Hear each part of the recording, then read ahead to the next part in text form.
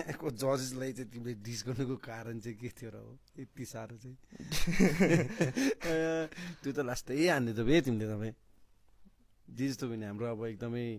उहाँ त अब के भन्ने हो उहाँलाई त अब हाम्रो अब जस हामीभन्दा अग्रजै हो उहाँ सो त्यसको कारण चाहिँ के छ र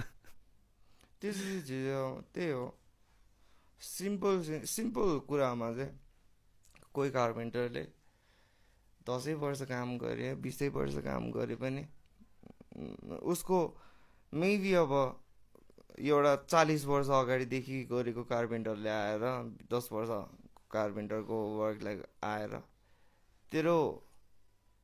काम गर्ने तरिका फिनिसिङ भएको छैन तेरो काम तँलाई चाहिँ यो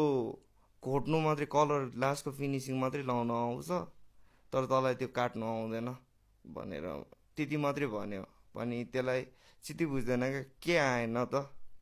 अब के चाहिँ बिग्रियो त भनेर तोकेर भनिदिनु पर्यो अनि त्यो आर्टमा चाहिँ अब म चाहिँ कसलाई फिचर आर्टिस्ट मात्रै भने जस्तो क्या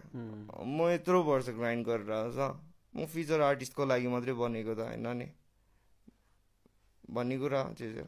अनि त्यही हो अनि न त उसले मलाई डोराएर हात डोराएर हिँडेको पनि होइन न त मलाई केही सिकाएन पनि मैले उसको गीत सुनेर सिकेको पनि होइन मेरो आफ्नै कथा छ त्यो चाहिँ एल्बममा आउँदैछ अनि उसले गरेर सिकेको पनि होइन उसको छाया काहीँ पनि छैन मेरोमा त्यति उसले अगाडि गर्यो ऊ अगाडि जन्म्यो म ढिला जन्म्यो त्यो मेरो गल्ती पनि होइन ऊ यो टाइममा जन्मिएको भए त्यही पाराले ऱ्याप हानेको भए उसको छायाधरि याद हुँदैन मान्छेहरूलाई पहिला हाने अलिकति याद भयो त्यतिमै सीमित हो त्यतिमै आफ्नो इमेज राखे हुन्छ रन रन रन भन्यो भन्दै कन्ट्रोभर्सी सानसानो निकाल्दै नबसी हुन्छ भन्यो भने स्ट्रेट भन्या हो भन्ने हुन्छ